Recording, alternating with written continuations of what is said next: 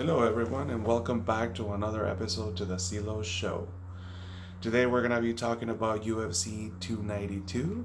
It's gonna be happening in Boston, which is an Irish crowd, so that's good for Ian Gary or Ian Machado Gary. Um, yeah, so that's actually gonna be most of the episode. But first of all, I would like to actually send really my thoughts and um, I really feel really bad. It makes me sad to see the wildfires happening in Kelowna right now. Um, I have seen some videos taken by people who had to evacuate the area. I also have a friend who lives there that right now I just talked to him about an hour ago, and he's telling me he's packing his valuables and he's basically he needs to evacuate. So I hope everyone out there is safe, and I hope their loved ones are still safe as well. I hope just besides the wildfires, nothing more serious is happening. That's still very terrible. Um, Seeing all that nature, man. But yeah, no, I really feel for everyone in Kelowna right now, and I feel really bad about what's happening in Kelowna. So, but um, let's hope this thing gets better, and yeah, let's hope for the best. But yeah, no. So going back to UFC 292. This one is a weird card. When I say that is because of Chris Weidman. Um, it seems like he is gonna be in the main card, but then I have seen interviews about actually with DC. He had an interview with DC saying that he kind of felt a little bit disrespected after he broke his leg, and he wasn't able to come back right away. And he, after being a champ and everything, he felt like he deserves to be in the main card. Um, but he I don't think he took it too seriously, but yeah, he still felt a little disrespected, and I get it. He's a human being. He has those feelings. Like I said, he's a future Hall of Famer. And I mean, he was a champ. He defeated Silva twice. And also what just the freaky thing that happened with him too, right? Like he broke Anderson Silva's tibia or leg, and then same thing happens to him like 7 years or 8 years after that. Like it's just crazy. Um, but anyway, going back to the card, the way I did this today was starting from actually how it shows on the UFC website. It shows that Chris Weidman and Brad Tavares is gonna be actually on the prelims, so that's actually how it's gonna be. How I'm gonna be doing this, just because of how it says on the website. But regardless, I'm happy to see Chris Weidman back. That's my whole thing. It's nice to see someone coming back after an injury like that, and some athletes are not able to. But it seems like he's willing to take that risk, and why not? He's a grown ass man. So starting, I'm gonna start with a main event. So the main event is Aljamain Sterling versus Sean O'Malley. Um, Sean O'Malley is, part of the new generation, right? He's nothing like Conor McGregor. He has his own swag. He has his own way of making money through the UFC marketing. Is just different than Conor McGregor. I believe is even smart. I think the way he's did it is a little more smarter than Conor McGregor. But once again, we will never have another Conor McGregor, maybe ever. But it's gonna be a while until we see another Conor McGregor or something as big as he was. Um, but I believe he hasn't been fighting the toughest guys in the division. He has fought the some of the best guys in the division. I'm not disrespecting any fighters, but I don't think that his coming up was a little bit better and easier than Aljamain Sterling. Doesn't mean that is less, but just when it comes to experience, I believe Sean O'Malley is lacking that. I don't think he's actually fought at someone as the level as Aljamain Sterling. That being said, Sean O'Malley has a good chance of he has a really good knockout power.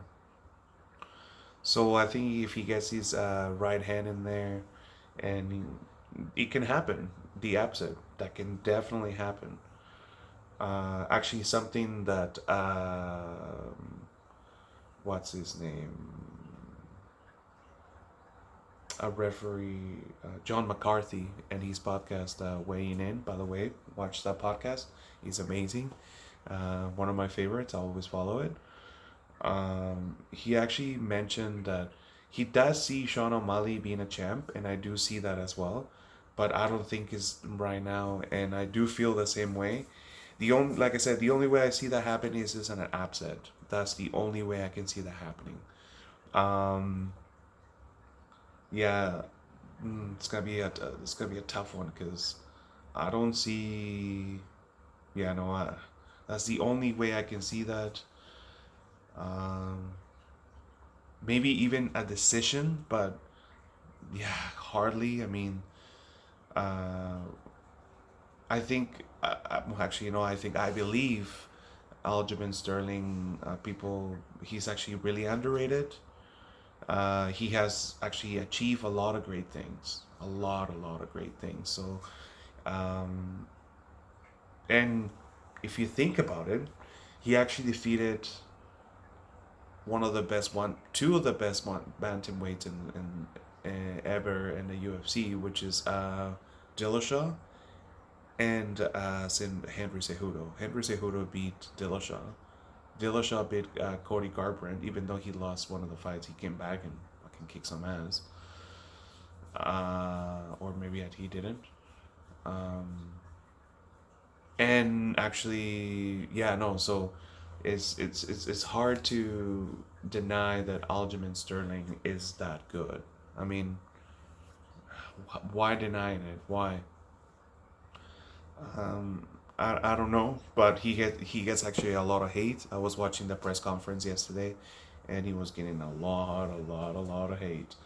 I I actually really like that he was embracing the hate because I think as much as you embrace people loving you, I think you should also embrace the hate because they are, they're still watching. They want you to fail. They want you to, and I think that if you embrace it, and I believe my prediction, honestly, he's actually going to win the fight, either by decision as well or by submission. Um, I mean, if he does it in a different way, amazing. That's actually cementing his legacy at 135 because that will be his fourth title defense. So, yeah, no. Once again, Aljamain Sterling is gonna take this fight. It's hard to deny his achievements and also his skills and his level, and there is a reason why he's a champ. So yeah, I give it to Aljamain Sterling. That's my final prediction for this fight. I'm gonna be moving on to that co-main event with Song Wei Li versus Amanda Lemos. I don't see Amanda getting this done. Mm, the reasons why is because Song Wei Li is actually like really once say oh same as Aljamain Sterling, she's like super high level. There's levels in this game, and she's one of them. And really, the only other person I can see her having a little problems is actually Tatiana Suarez, who just fought, I think, a couple weeks ago. So that's the only person, just because of the wrestling credentials and how long the person is. And now that Rose Namajunas is no longer in that division, I think things are gonna be going more towards Zhang Weili, because she's actually, man, she's a firecracker. Like, she's just amazing. I believe that her and Joanna Jędrzejczyk, I don't know how to pronounce her last name. My apologies. Um, they had one of the best fights ever in the UFC that I've seen ever in my life. Like, I was literally like this the whole time, because the amount of punishment they both took, and they took it to a decision. I mean, it was the best fight round. Like I said, best fight I ever seen, and there's many I've seen, but this one was definitely when after I was like, yeah, no, this is definitely my number one. So like I said, Sung Wei Lee is an amazing fighter, super technical. She has improved her wrestling every time that she's fought now. Yeah, it's always an improvement. Um, like I say, Amanda Lemos, she has power as well. But I don't, like I said, there's just levels to this game. So I don't see Amanda Lemos even having an upset. I mean, if she does, then that would be an upset for sure. But no, I don't see it any going in any way. Um, yeah, I don't see it going in a really good way towards Amanda Lemos.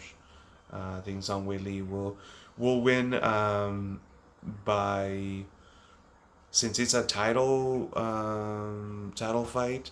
It's gonna be 5 rounds, so she's gonna take it to decision, or Zhang Weili is either gonna just finish her, either take a TKO or yeah, maybe even KO. Take a TKO, because she's more of I mean, she can knock you out. I'm not saying she cannot, but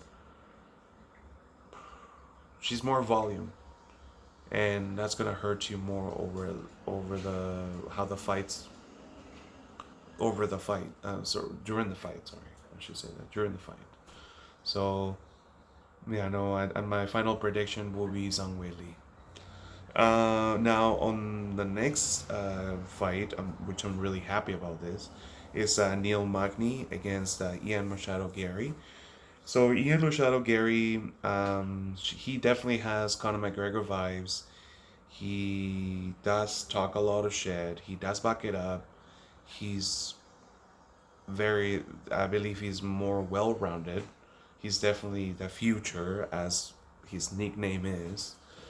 Um,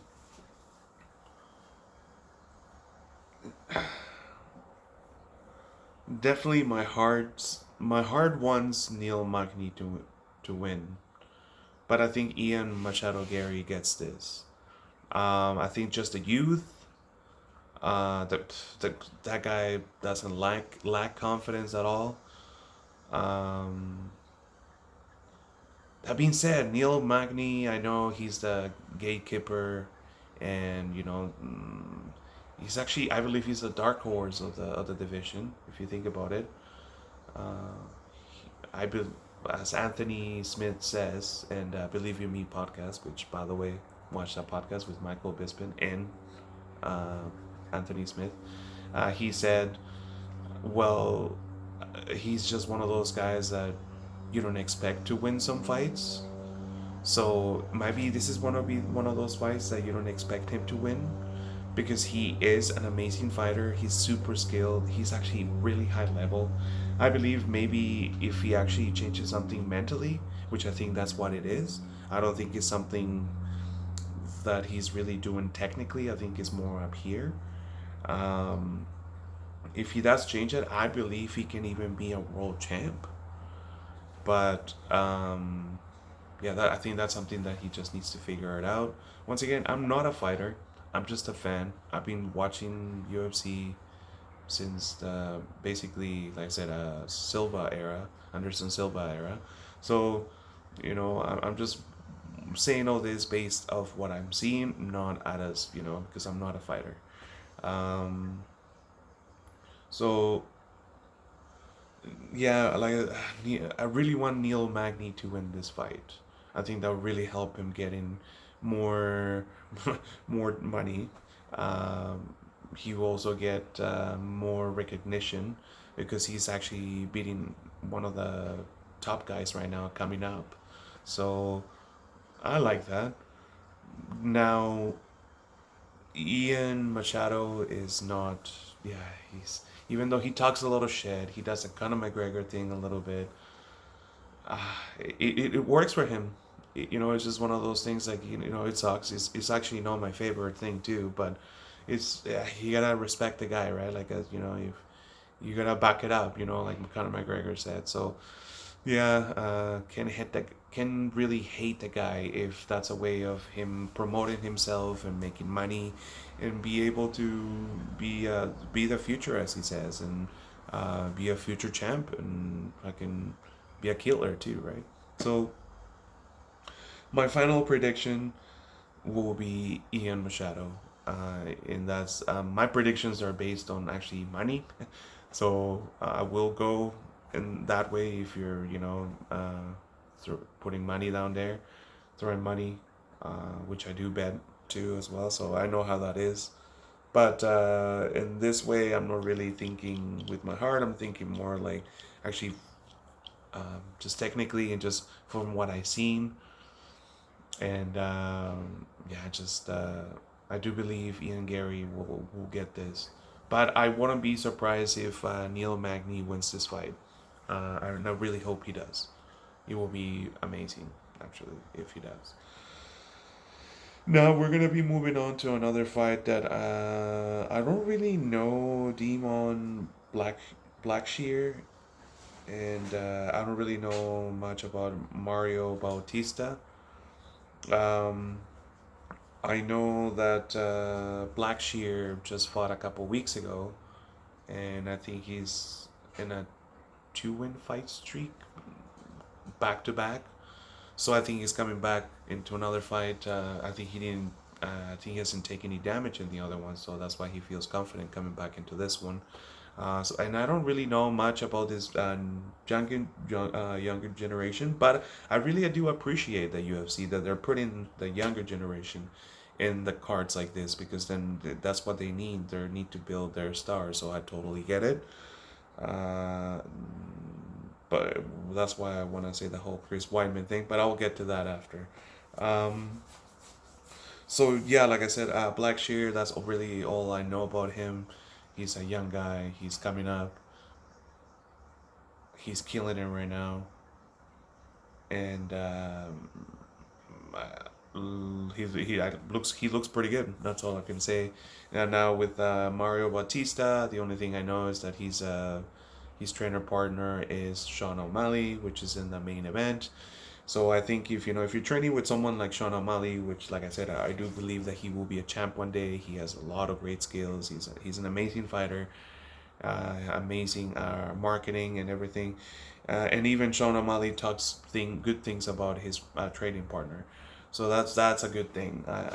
I do see this fight going more than towards Mario just because of the, from what I heard about Sean O'Malley, how good he is, and if he's actually training with him, I do see some really good potential.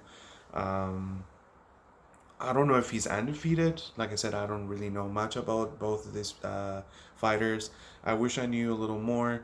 But once again, really happy for the UFC to put this young hunger motherfuckers in there, because they need this. They need to, and maybe out of all this card, sometimes they ended up this kind of fight, the younger fight, sometimes they ended up being the most exciting ones. So you never know. Maybe he gets 50 G's, maybe. So we will see. But my final prediction for this will be Mario Batista, based out of what I've just seen a little bit of, and just from what I heard from Sean O'Malley, and yeah, so I don't know much about this fight. Now we're gonna be moving on to the first fight of the main card, which would be Marlon Vera, Chito Vera, against Pedro Munoz. I believe this is a really good fight for Chito. That being said, because Chito has defeated Sean O'Malley, even though Sean O'Malley says that he's undefeated. Well, that's bullshit. That's still a loss. A loss is a loss, man, and it sucks. I know, loss fucking sucks, but fuck, it is what it is. We gotta take it up in the fucking chin, you know. And it actually benefits a lot of good thing in Marlon Vera winning this fight, regardless of who wins, because of just how the division is right now. Corey Sanhagen is actually out. Who Corey Sanhagen beat Chito Vera just before that, so I can obviously that would be great to see Corey Sanhagen getting the next title belt, but it's not happening due to injury. But who knows? Anything can happen. I mean, but Chito Vera fighting Pedro Munoz, who is actually not an easy fight. Pedro Munoz, there is a reason why he's been in the top 10 for a while. He's been fighting the top guys for a very, very, very long time. He's well skilled, and I think he was even doing well against Sean O'Malley before the eye poke. So I do see an advantage here for both guys. I think Pedro Munoz, like I said, he's in number 10. Chito Vera is number 6. So if he wins, he takes that spot. That's amazing. You're close to the top 5. So for both of these guys, there's a win-win. Just because of I've been following more Chito Vera, I will definitely go and actually have my prediction that he will win this fight. And I'm biased because I like him, Latino. That's why I always root for my Latino people, and that being said, I will go for that. It's not gonna be an easy fight. I will say Chito Vera needs to actually take a different approach on this fight. He needs to definitely fight a little fat. Like, he needs to start. He cannot be slow starter. He needs to start right away. He needs to bring the pace right away, and he has the skills for it. So I think if he changes his style a little bit, or even he needs to change his style and able to win this fight. Because if not, you kind of learn from Corey Sanhagen what you can do to defeat him. So I definitely see. That's why I see Chito Vera winning this fight, just because of the also how long he is, and he definitely has more tools in there to win this fight. So I definitely say my final prediction, it will be Marlo Chito Vera, and I will say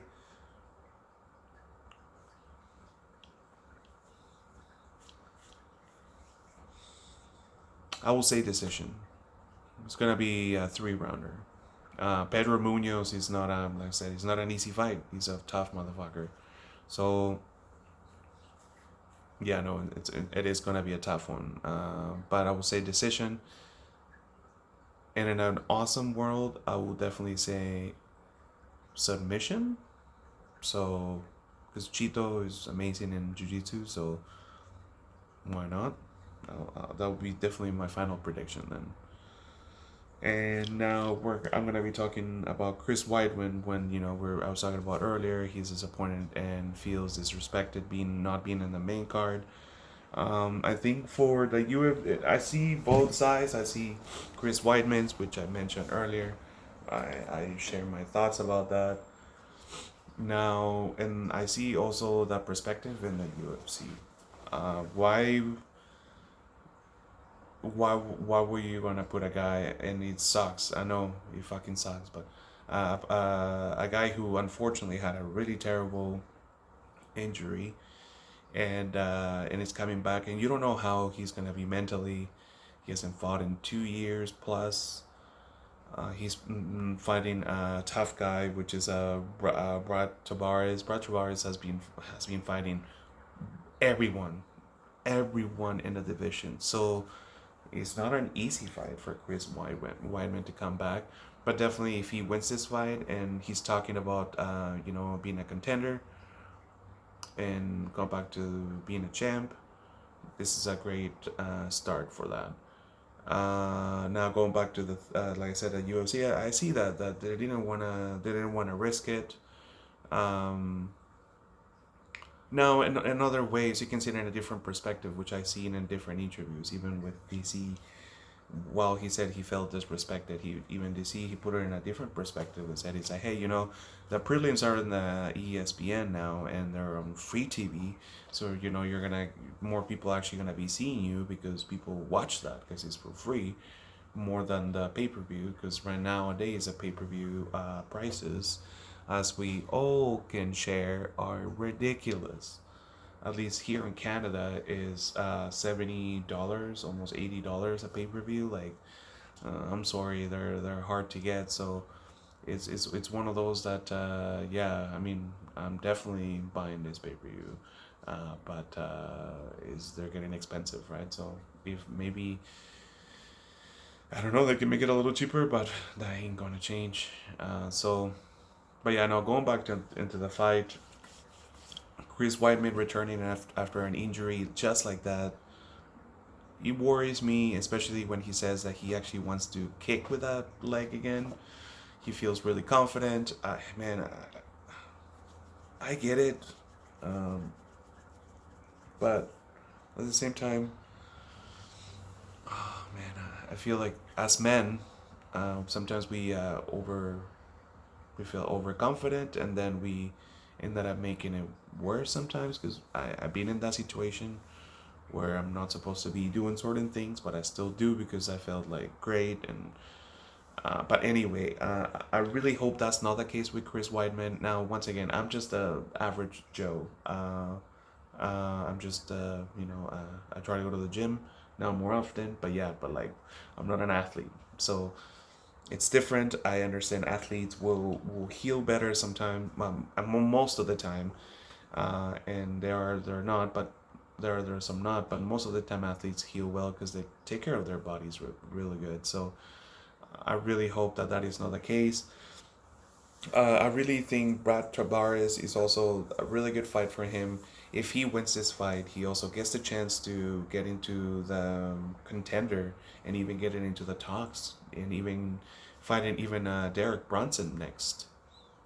I don't think they ever fought before. So even fighting someone like that will be good because then you can get up there in the division, which Derek Brunson is not really. He's not really ranked up there. I think he's maybe seven. I'm not sure. Um, yeah, I think he's five, maybe. Maybe even five. Yeah, maybe even five. But I don't think he's even lower than seven. So that would be a nice fight for even for Chris Weidman if he wins this fight. So in this one, I'm gonna go 50-50, and that is because I don't know about Chris Weidman injury. And if I just want to be real honest, I mean, you will take advantage of that if you're the other guy, Brad Tavares. I would be taking advantage of that. So, yeah, I don't. Yeah, it's hard to predict this one. Once again, my heart will like to see Chris Weidman return and having this second run, which will be amazing. I mean, I praise for that. I mean, amazing. That's what a great mentality to have, right? I mean, that's someone to look up to, definitely.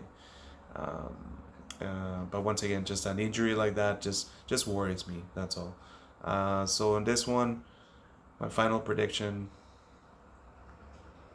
I will say, I will say Chris White, because like I said, I really love his energy. I really think he's a great person. I'm not saying Brad Tavares is not, but just who he is, and he's been a champ before. So just by that, I'll just say Chris Weidman wins this fight. All right. Well, yeah, I think that's it for the episode today. Once again, thank you everyone for watching. Whoever is watching, thank you so much. Even if it's six, even if it's just one person watching, I don't really care. I just doing this because I like doing this. And yeah, I hope to see you guys very soon. And once again, I'm sending all my thoughts, and I really hope everyone's doing really well. And I hope everyone's doing a bit better in Kelowna, I should say. Please, everyone, be nice to each other. Yeah, be grateful for what we have, because we never know what we're gonna have the next day. So, take care, everyone, and see you on the next one. Bye.